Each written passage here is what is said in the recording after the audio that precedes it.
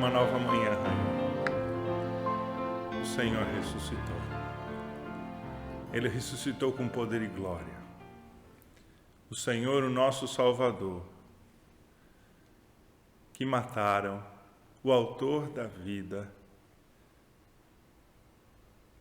ele ressurgiu. A morte não o reteve. Um novo dia raiou. Uma nova esperança se renova no nosso coração. A nossa fé é mais uma vez fortalecida ao relembrarmos a mensagem da vitória do nosso Salvador, do Senhor Jesus, que ressuscitou naquela manhã de domingo, há mais de 2000 anos atrás, em Jerusalém. A Escritura diz assim: naquele dia, no primeiro dia da semana, alta madrugada, foram elas ao túmulo, levando aromas que haviam preparado, e encontraram a pedra removida do sepulcro. Mas ao entrarem, não acharam o corpo do Senhor Jesus. E aconteceu que, perplexas a esse respeito, apareceram-lhe 2 varões com vestes resplandecentes. Estando elas possuídas de temor, baixando os olhos para o chão, eles lhes falaram: por que buscais entre os mortos o que vive? Ele não está aqui, mas ressuscitou. De fato, irmãos, esta é a nossa fé. Nisso nós cremos e nisso confiamos, que o Senhor Jesus venceu a morte e ressuscitou. Nesse dia de Páscoa, nós mais uma vez olhamos com todo cuidado, olhamos com detenção essa mensagem.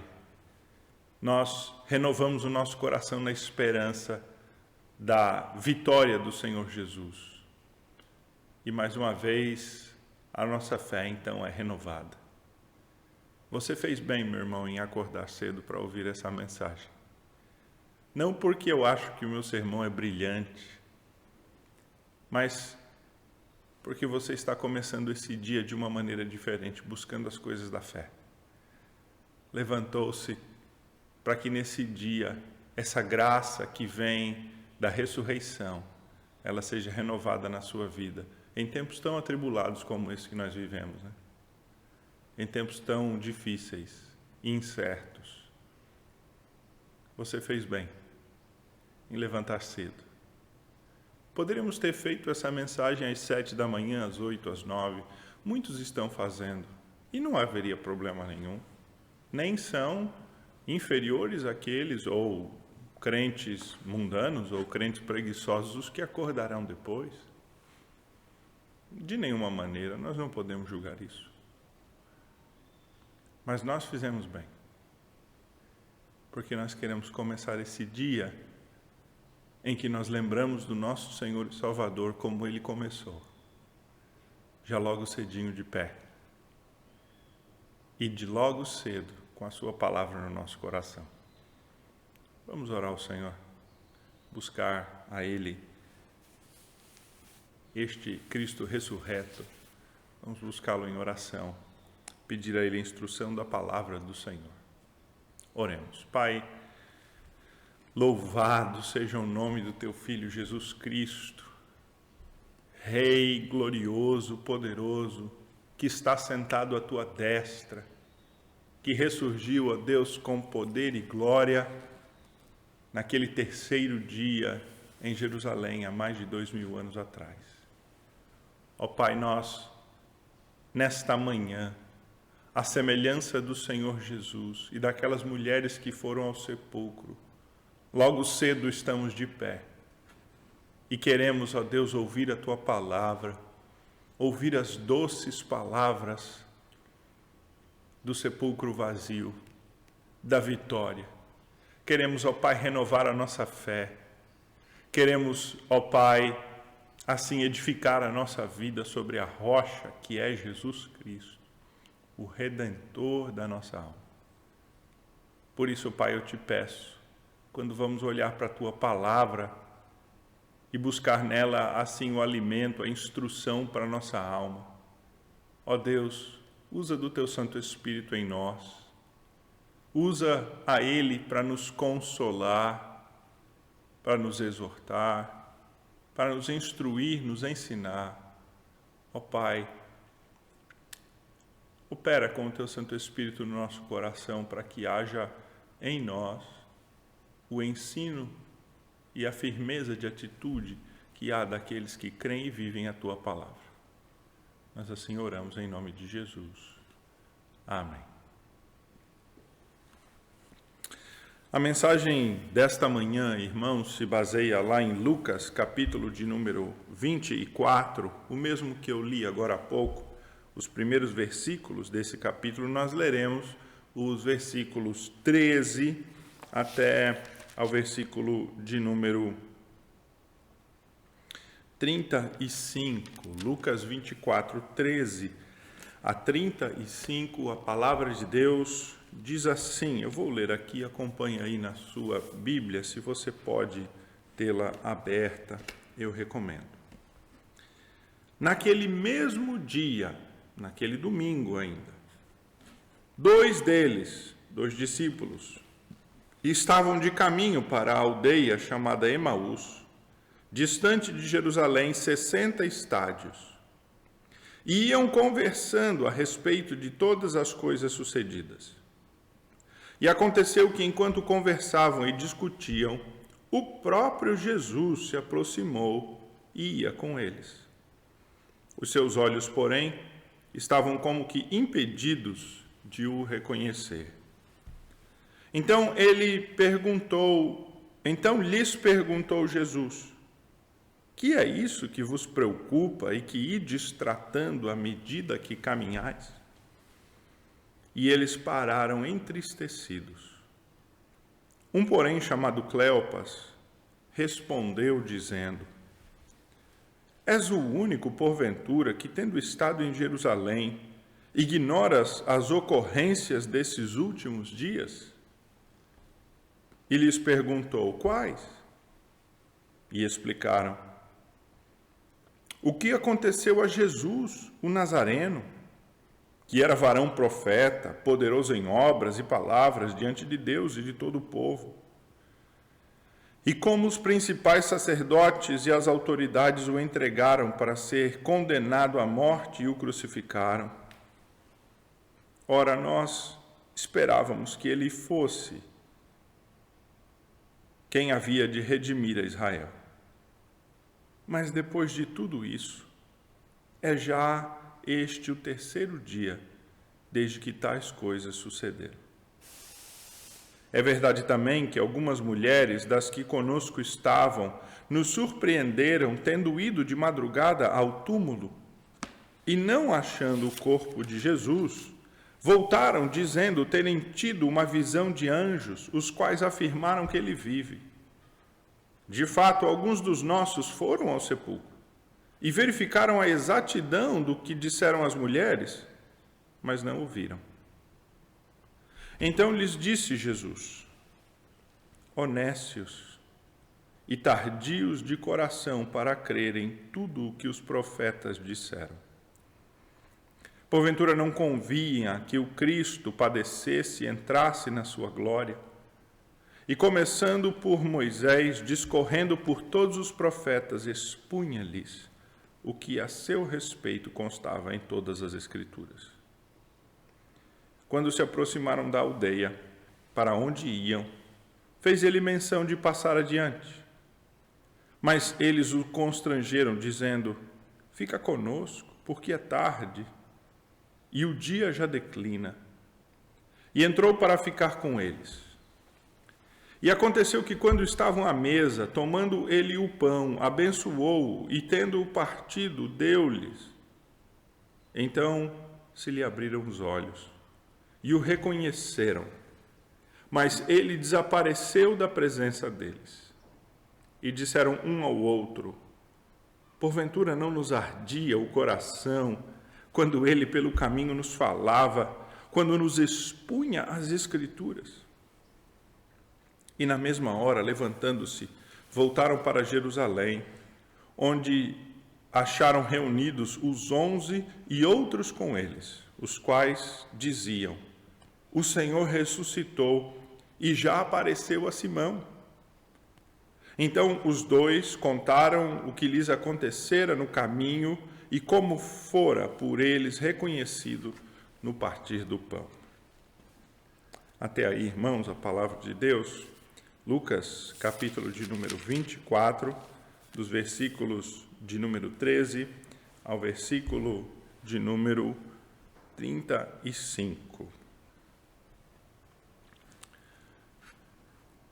Ao ler esse texto, nós poderíamos nos perguntar por que Lucas gasta tantos versículos nesta história. Por que ele gasta uma boa parte do seu evangelho relatando a história destes dois discípulos, um deles anônimo, o outro nominado, mas desconhecido, uma vez que ele só gastará agora, do versículo 36 ao versículo 52, para finalizar a sua carta. Jesus aparecendo aos discípulos, depois se encontrando com eles e ascendendo aos céus. Porque Lucas gasta uma boa parte do relato da ressurreição para registrar essa história. Possivelmente porque ela é emblemática, ela é um símbolo daquilo que todo discípulo de Jesus experimentou naqueles dias, do modo como todo discípulo de Jesus se sentiu naqueles dias. Lucas não registra o relato de Pedro, que havia visto o Senhor, como é relatado no fim da passagem, nem tampouco o relato de Maria, que viu Jesus ainda ali no jardim do sepulcro e achou que era o jardineiro. Lucas registra estes dois discípulos como um símbolo da incredulidade, da tristeza, mas da renovação da fé daqueles discípulos que seguiram o Senhor Jesus. A cruz, irmãos, aquela sexta-feira fatídica, a sexta-feira da paixão, ela chacoalhou a fé dos discípulos do Senhor Jesus. Ela foi, para a maior parte dos discípulos, se não para todos, uma grande decepção. A sua fé era outra. Eles esperavam que Jesus fosse agir de uma outra maneira. Eles esperavam que Jesus fosse vencer de uma outra maneira. E não perder daquele modo tão desastroso, injusto, de maneira fraca. A sua expectativa era outra. E estes dois discípulos, eles representam muito bem essa expectativa. Este relato de Lucas é um relato carregado de expressões de emoção. E essas expressões de emoção são expressões de consternação, de tristeza, de incomodação. Quando esses dois discípulos iam pelo caminho, o versículo de número 14 diz que eles iam conversando. Eles estavam ainda debatendo, discutindo, conversando o que havia acontecido. Diz o texto bíblico no 15 que eles conversavam e discutiam. No versículo de número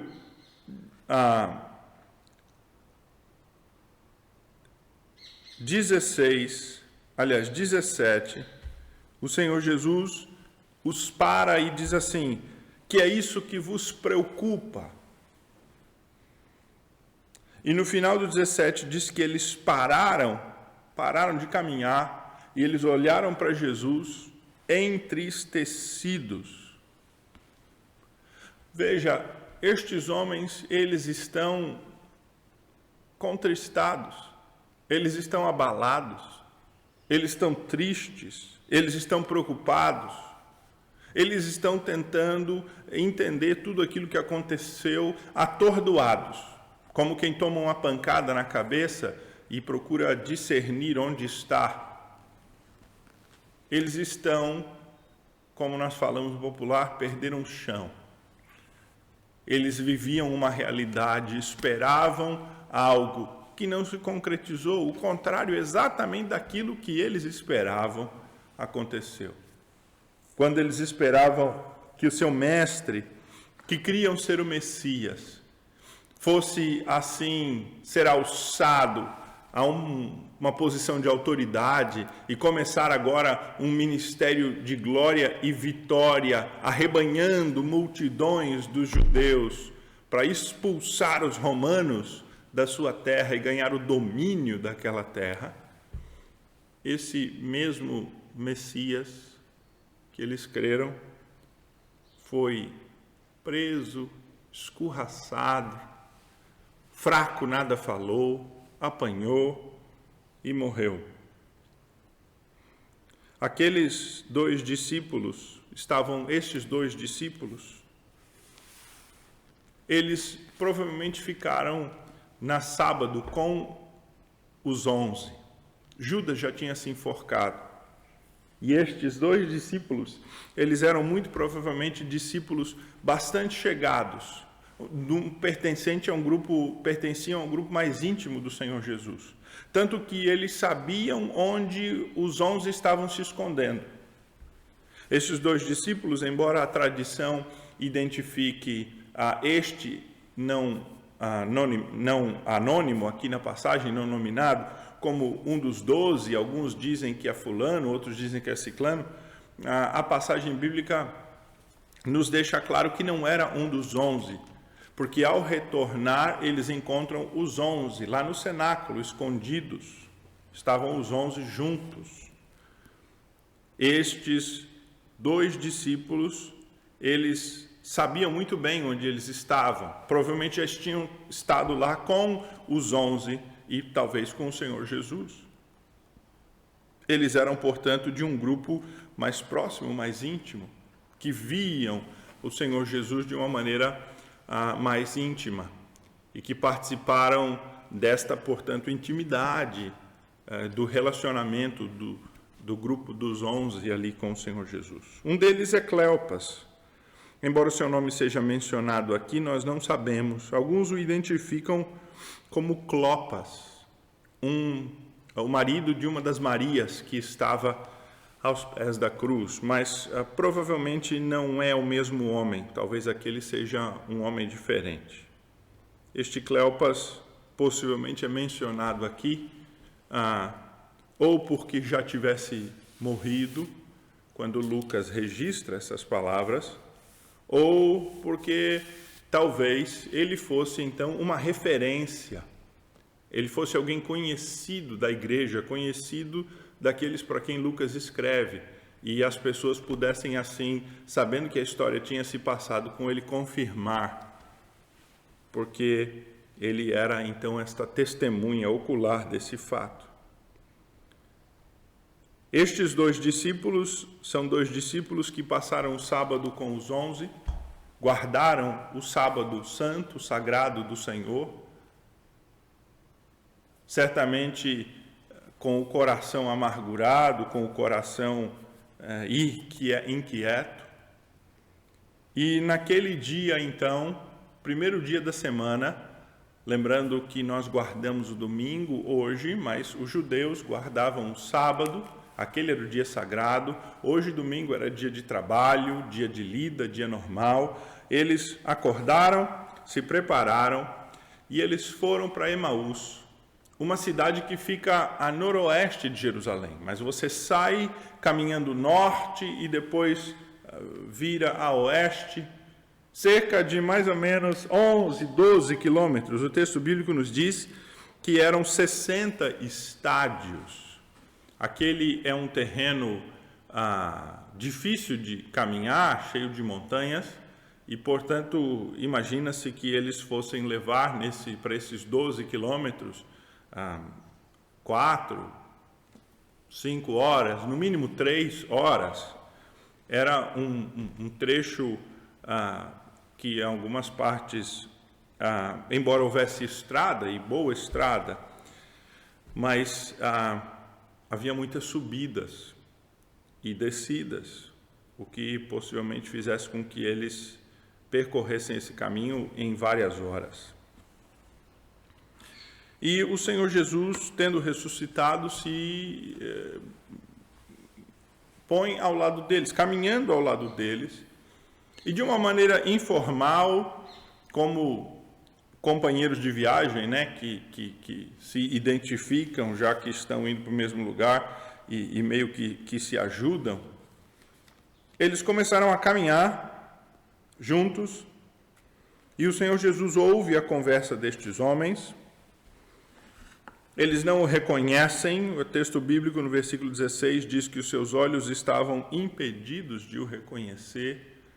É difícil saber o que este impedimento significa. E se esse impedimento é um impedimento da fé, por exemplo, porque eles não tinham fé, a sua incredulidade era tão grande que eles estavam impedidos de, pela fé, ver que o Senhor Jesus ressuscitou, ou se esse impedimento era um impedimento que veio da parte de Deus, que fechou-lhe estes olhos, fechou os olhos para compreendê-los. De qualquer maneira, estes homens, eles não reconhecem Jesus. Alguns acreditam que eles não reconhecem Jesus porque o Senhor Jesus, com o corpo ressuscitado, tinha uma aparência diferente. Todas as imperfeições, todas as marcas da vida sofrida, toda e qualquer degeneração, tudo que havia no seu corpo mortal, naquele que foi pregado na cruz, agora estava perfeito. O Senhor Jesus possivelmente tinha uma aparência, portanto, diferente, por isso alguns creem que eles não o reconheceram. Eu prefiro crer, irmãos, que estes homens, eles estavam cegos, em grande parte pela sua incredulidade. Pelaquilo que eles dizem entre os versículos 19 e 24. Nos versículos 19 e 24, quando Jesus pergunta a eles e fala: do que vocês estão conversando? O que preocupa tanto o coração de vocês? E eles então param admirados e dizem: você está vindo de Jerusalém e não sabe o que aconteceu lá? O texto bíblico diz que eles, como já frisei aqui antes, pararam admirados, pararam o caminho, olharam para Jesus com tristeza no seu coração e perguntaram: você não sabe? Você ignora as ocorrências de Jerusalém? O que você estava fazendo lá? Onde você estava? O que quer dizer que a morte do Senhor Jesus foi um fato que se noticiou por toda Jerusalém. O Senhor Jesus teve uma semana de ministério muito intensa em Jerusalém. Ele estava no templo o tempo inteiro.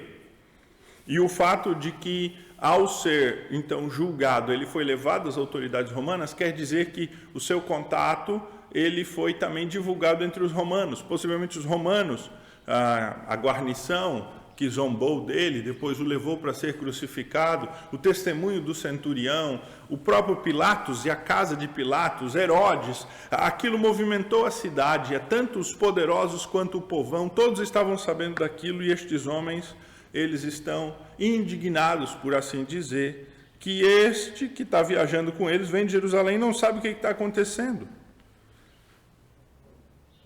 O que toma o seu coração, na verdade, é tristeza, porque parece que lhes dói contar a história. E o modo como eles contam a história é realmente uma maneira triste. Jesus diz assim: o que aconteceu? Me conta, me diz.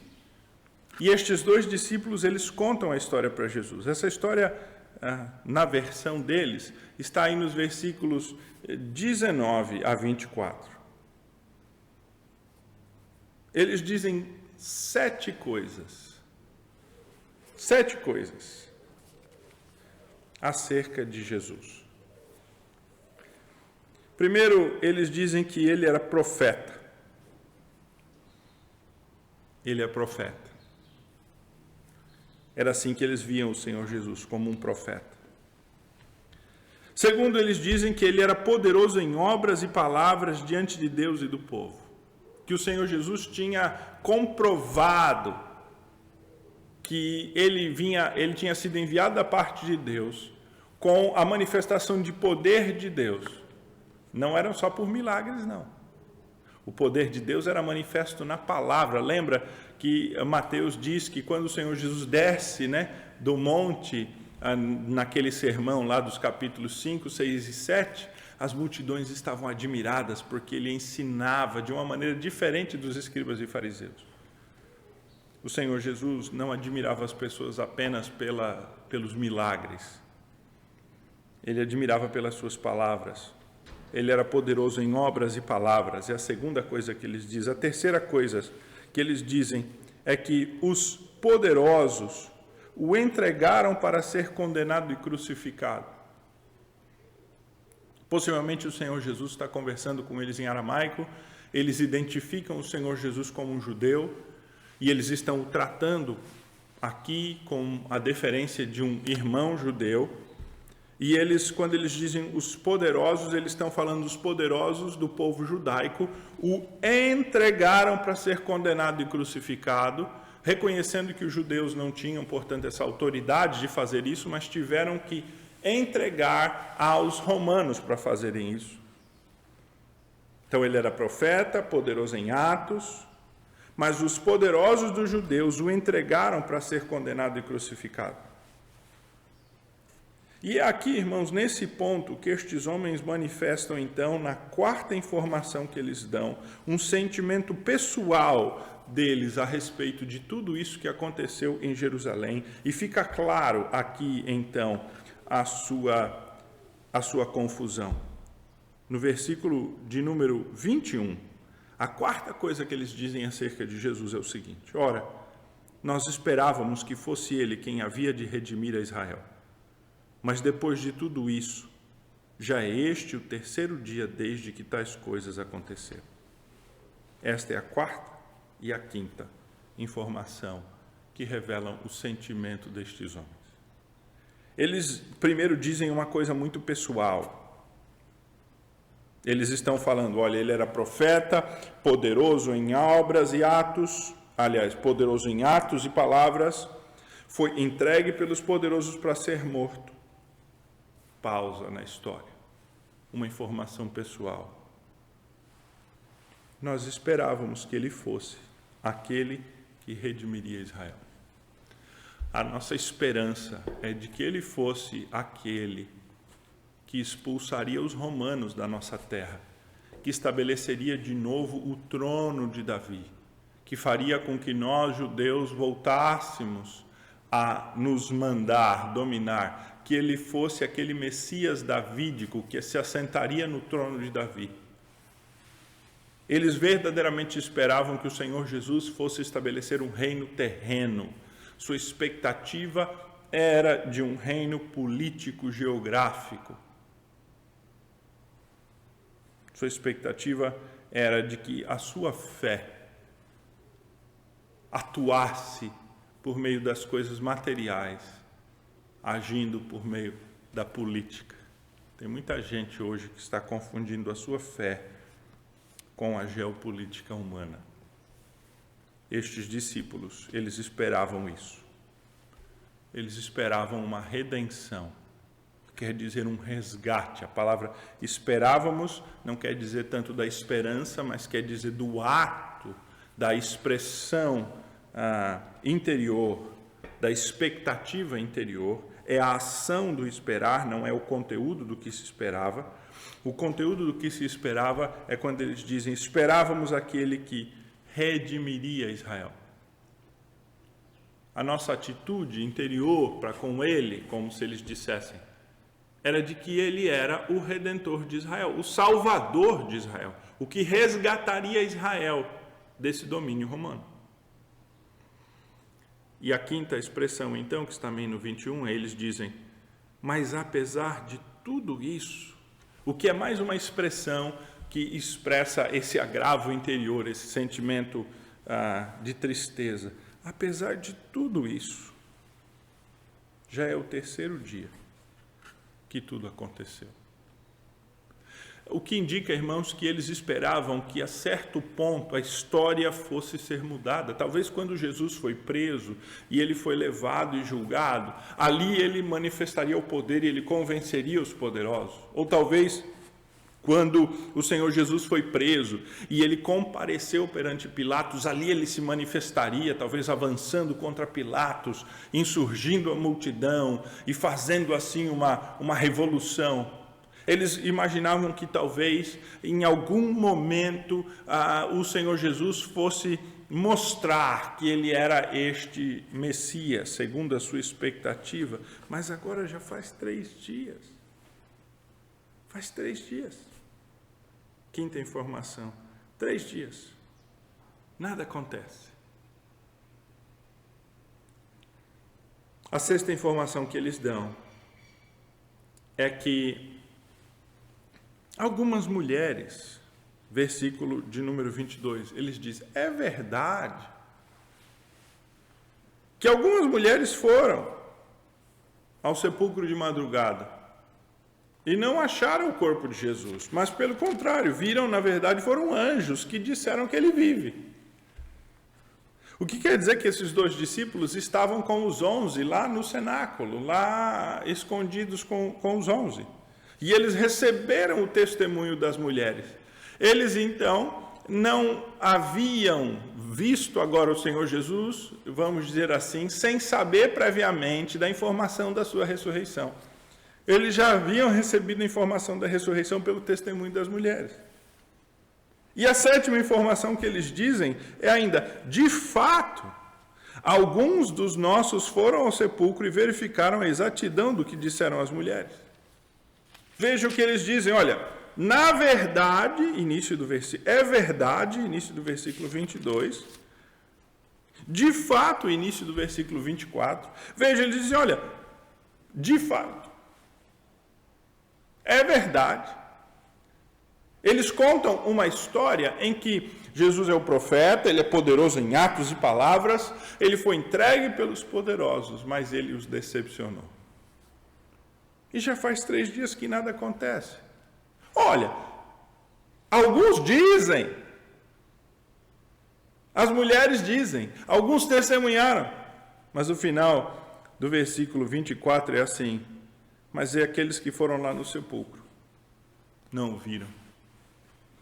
Ou seja, se ele ressuscitou, ele devia estar de pé lá. Se ele ressuscitou, ele teria aparecido. Por que ele ressuscitou e desapareceu e se esconde? Que negócio é esse? Estes homens, eles estavam realmente incrédulos. E o Senhor Jesus censura a sua fé quando chama ó nécios e tardos de coração para crer. Jesus chama assim: ó tolos, ó incautos, ó gente de pouco conhecimento da Escritura. E ele diz: e tardos de coração, ou seja, devagares, melhor dizendo. Devagar, povo que é devagar para entender. Vocês não conhecem. E o que conhecem, aplicam muito devagar. É como se o Senhor Jesus estivesse dizendo. A esperança daqueles homens era uma esperança falha. Eles não criam aquilo que a Escritura lhes prometia. A sua expectativa era uma expectativa desta terra, de um Messias que fosse ajudá-los a ser vitorioso nesta terra. Falando sobre essa expectativa terrena e o plano de Deus, lá em 1 Coríntios, o apóstolo Paulo, ele fala daqueles que não creem na ressurreição. Por incrível que pareça, de cristãos que não creem na ressurreição, ele diz, ora, se Cristo não ressuscitou, é vã a fé que vocês têm. E vocês ainda permanecem nos seus pecados. E mais, os que adormeceram em Cristo estão perdidos.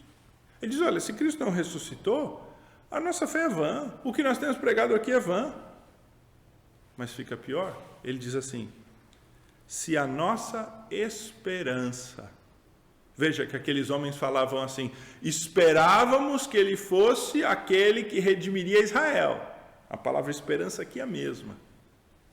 E Paulo diz, se a vossa esperança em Cristo se limita às coisas dessa vida, somos as pessoas mais infelizes do mundo. Se de fato, irmãos, a nossa esperança em Cristo, ela se limita ao que Cristo pode fazer por mim hoje, nesta vida, ou o que Ele fará humana e materialmente, então nós somos os mais infelizes dos cristãos. E tem muito cristão infeliz. Tem muito cristão que está atordoado como estes dois discípulos aqui. Tomou uma pancada na cabeça e está tentando discernir a situação. Não consegue compreender o que está acontecendo conosco nesses dias de pandemia, de isolamento, afetação da economia. Porque o Cristo que eles creem é um Cristo segundo as expectativas dessa terra. Eles querem resgate, redenção aqui. Eles esperam vitória. Vou falar sobre vitória hoje à noite, na mensagem de hoje à noite. Jesus disse que eles eram tolos, que eles eram devagar para crer, porque eles não compreendiam verdadeiramente a Escritura. E o Senhor Jesus, então, passa a discorrer, o texto bíblico diz, começando lá em Moisés, passando pelos profetas, todo o Antigo Testamento, ele começa a mostrar o que a Escritura falava acerca do Messias. O Senhor Jesus está confrontando aqui esta esperança falha, tola, pessoal destes homens com o verdadeiro ensino da Escritura. É isso, irmãos, que deve acontecer na nossa vida. Nós devemos comparar as nossas expectativas falhas, essas expectativas que não se concretizam, quando nós ficamos atordoados, quando nós não sabemos o que fazer, quando nós temos uma importante decisão na nossa vida, quando as coisas parecem não fazer sentido. Nós temos que deixar de lado estes fatos que nós temos como concretos, ou a nossa expectativa, ou o modo como nós estamos vendo a realidade, e voltar para a Escritura. É isso que o Senhor Jesus está fazendo com estes homens. Ele está corrigindo esta visão míope, na verdade, esta cegueira, porque os seus olhos estão impedidos de ver. Ele está corrigindo com a Escritura. E eles seguem caminho afora, então. E o Senhor Jesus gasta a maior parte destas horas, então, nesse caminho, ensinando o que desde lá de Moisés, do Pentateuco, dos primeiros 5 livros da lei, passando por todos os profetas, havia sido anunciado. O anúncio daquele que viria, daquele que pisaria a cabeça da serpente, do grande profeta que falaria em nome de Deus, do rei que se assentaria no trono, daquele que sofreria, seria moído, traspassado pelos nossos pecados. Todas as grandes promessas que mostram, diz o texto bíblico, que o Messias deveria sofrer antes de entrar na glória. Versículo de número 26, diz: convinha que o Cristo padecesse antes de entrar na glória. Eles só pensaram na glória, glória, mas eles não compreenderam o padecimento. E o Senhor Jesus corrige esta visão destes homens com a Escritura. Eles seguem caminho afora. E quando eles então chegam nesta pequena vila de Emaús, depois de várias horas, estão cansados e com fome, sentam-se para comer. E o Senhor Jesus então na mesa, ele faz aquele ato que sempre fazia com seus discípulos, o que estes homens haviam visto muito bem, porque gozavam desta intimidade do Senhor Jesus. Ele parte o pão e os distribui. E o texto bíblico nos diz que é nesse momento que os seus olhos foram abertos. E quando os seus olhos foram abertos, então o Senhor Jesus sai da presença deles. Mas o mais interessante é que estes homens, eles então voltam-se um para o outro e eles agora já têm uma noção de como as coisas são, já aquele atordoamento parece ter passado. Eles olham um para o outro e eles dizem: não nos ardia o coração quando ele pelo caminho nos falava e expunha as Escrituras? Não nos ardia o coração quando ele nos falava pelo caminho acerca da palavra de Deus? Porque, de fato, irmãos, é assim todo aquele verdadeiro servo do Senhor. Quando ele ouve a Escritura sendo exposta, o coração se arde ali dentro. Aquela incredulidade se levanta e a palavra de Deus a domina. E há aquele sentimento interior de euforia, aquele sentimento que vem dado pelo Espírito Santo da palavra de Deus, que queima dentro do coração, que dissipa a incredulidade. É como se eles estivessem dizendo que a palavra de Deus falava com eles, mas a sua incredulidade persistia. A palavra de Deus trabalhando de um lado e a sua incredulidade persistia. E aquele choque fazia arder o seu coração. Mas agora então os seus olhos foram abertos. E eles conseguem então ter uma nova esperança. Acontece, porém, irmãos, que o Senhor Jesus não fica para confraternizar com eles. Como Pedro, naquele monte da transfiguração. Calma, Senhor, está tão bom aqui, vamos fazer 3 tendas. Não, Jesus já cumpriu o seu papel. Ele abriu os olhos e agora ele vai adiante. Talvez eles quisessem ficar um pouquinho mais com Jesus, a gente queria, Mas o Senhor Jesus já tinha feito a sua obra. Ele passa adiante, ao próximo. E estes homens voltam correndo, então, e encontram os 11 lá, ainda trancados, reunidos. Incrédulos também. E eles relatam que eles tinham visto o Senhor Jesus, enquanto outros já tinham relatado também a eles, embora eles continuassem incrédulos. O que nós vemos, irmãos, nesse texto, nessa passagem, é o Senhor Jesus agindo para corrigir e renovar uma esperança errada acerca dele. Quantas esperanças, irmãos, nós temos?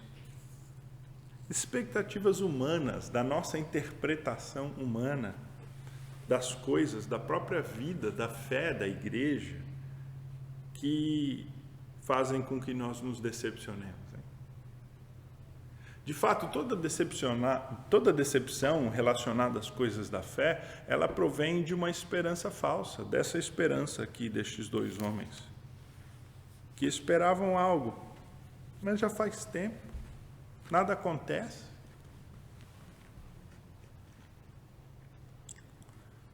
A esperança do servo de Deus, irmãos, ela é uma esperança moldada pelo ensino da Escritura. Ela é uma esperança que é edificada sobre aquilo que a Escritura ensina. Em tempos de incerteza, de atordoamento, de incredulidade, de titubeio da nossa parte, nós precisamos voltar à Escritura e ela nos dá a verdadeira esperança. O Senhor Jesus corrige esta falsa esperança destes seus discípulos? Ele, o próprio Jesus, ensinando a Escritura. Essa Escritura que ardeu no seu coração e que serviu ao propósito também de abrir-lhe os olhos e fazer-lhes entender o plano de Deus. O apóstolo Pedro diz assim: estejam com a mente preparada, prontos para a ação. Sejam sóbrios e coloquem toda a esperança na graça que lhes é dada quando Jesus for revelado. Estejam prontos com uma mente, prontos para a ação, colocando a esperança nesta graça que é revelada em Jesus Cristo quando Ele vier. Pedro diz: estejam prontos, preparados, esperando a volta do Senhor Jesus, olhando para as coisas prometidas, esperança segura na Escritura. O apóstolo Paulo, escrevendo a Timóteo, diz assim, acerca de si mesmo: se trabalhamos e lutamos, é porque temos colocado a nossa esperança no Deus vivo, Salvador de todos os homens, especialmente dos que creem. Paulo diz assim: olha, se eu, em meio a todas essas lutas, essas tribulações, essas dificuldades, esta oposição, as calúnias, ao mal feito contra mim, se eu continuo trabalhando e lutando e labutando, é porque eu tenho colocado a minha esperança no Deus vivo, o Salvador de todos os homens. Essa esperança que é posta no Deus vivo, a esperança verdadeira, ela não falha, irmãos. Ela não nos decepciona. A nossa incredulidade, a nossa decepção, a nossa incompreensão de fé, a nossa fraqueza espiritual, ela vem de não conhecermos a Escritura nem o poder de Deus. A nossa falta de fé vem do fato de que a fé que temos se fundamentar em coisas volúveis, em esperança humana, em ensino de homens. A igreja é uma bênção. Eu estou ansioso para que a gente volte a ter cultos. Eu estou ansioso para que a gente possa se reunir de volta. Vai ser bom. Fico até imaginando como é que vai ser o primeiro culto, a primeira reunião, depois que nós formos liberados para isso. Mas, irmãos, a igreja não sustenta a fé de ninguém. Ela não deve ser o que sustenta a fé de ninguém. A nossa fé tem que estar em esperanças mais profundas, mais enraizadas. Claro que tendo liberdade, estando livres para cultuar a Deus, você tem que vir à igreja, até porque se não vem, está negligenciando a sua fé. Aí é um outro problema. Mas o participar da igreja, daquele modo como nós sabemos que é participar da igreja, não deve ser o que mantém a nossa fé. Infelizmente, há cristãos que estão sendo mantidos aí apenas pelo vir à igreja. Outros são mantidos apenas pelo contato pessoal. E eu sei que há fases em que nós precisamos desses instrumentos da graça de Deus, que são a igreja, que são os irmãos, para nos edificar e nos fortalecer, porque nós estamos fracos. Mas o cristão não deve viver, o seu alimento, o seu sustento, não deve ser a esperança nessas coisas, mas deve ser a esperança naquilo que o Senhor Jesus revelou, esperança na sua palavra. Meus queridos irmãos, a palavra de Deus nos diz que o Senhor Jesus vive, Ele ressuscitou. Alegre-se hoje. Nós temos problemas, temos dificuldades, nós teremos que lidar. Possivelmente dias difíceis à frente. Mas o povo de Deus, ele se alegra. Ele está alegre hoje porque o Senhor Jesus ressuscitou e Ele promete que vai estar conosco e Ele promete que vai nos receber para si e Ele promete que vai nos dar a vitória sobre a morte, que aquele que nele crê tem a vida eterna, como Ele ressuscitou dos mortos, nós ressuscitaremos, que nós temos grandes promessas nos céus. O Senhor Jesus prova que tudo isto é verdadeiro quando Ele poderosamente vence a morte, o último inimigo Nós, irmãos, podemos crer com toda a confiança, portanto, nas suas promessas e guardá-las no nosso coração. Elas são preciosas e são elas que devem nos sustentar. Toda esperança humana e toda esperança mundana, toda esperança terrena falhará. E nós nos decepcionaremos, como esses 2 discípulos estavam profundamente decepcionados. Mas enraizados na palavra de Deus, nas grandes promessas, olhando a Escritura e o seu ensino e nos alimentando dela, nós seremos fortalecidos. Quero encerrar dizendo, irmão, você está fraco. Esses dias de quarentena, eles têm abalado e abatido a tua fé, não só por ficar trancado em casa, mas pelo medo do que pode acontecer e a expectativa do futuro. Então vai a palavra de Deus. Ela vai te alimentar. Vai a palavra de Deus, que ela vai te solidificar sobre um firme fundamento. Vai a palavra de Deus e leia das grandes promessas do Senhor Deus, do seu amor para conosco, da sua boa providência para conosco. Vai a palavra de Deus e te encha daquelas palavras de louvor dos salmos. Encha o teu coração do bom ensino do Senhor Jesus.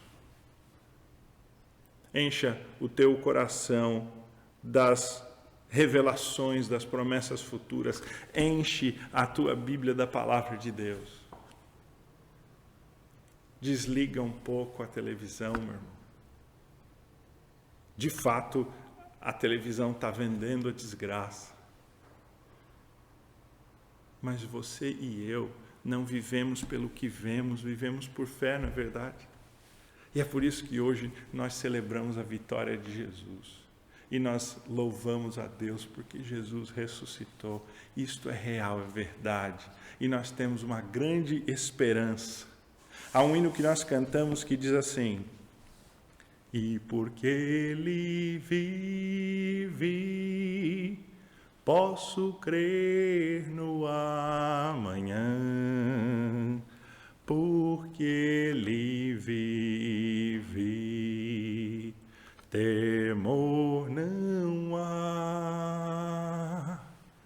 Mas eu bem sei, eu sei que a minha vida está nas mãos do meu Jesus, que vivo está.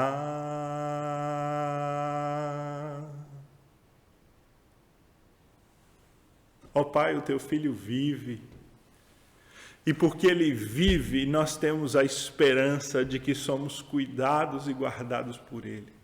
Porque Ele é poderoso e vive, ó Deus, nós temos a esperança de um novo amanhã. Porque Ele morreu para pagar os nossos pecados e ressuscitou para a nossa justificação, nós sabemos que as Tuas graças e misericórdias se renovam a cada manhã. Ó Deus, pela vitória do Teu Filho, nós podemos ter esperança desta vitória.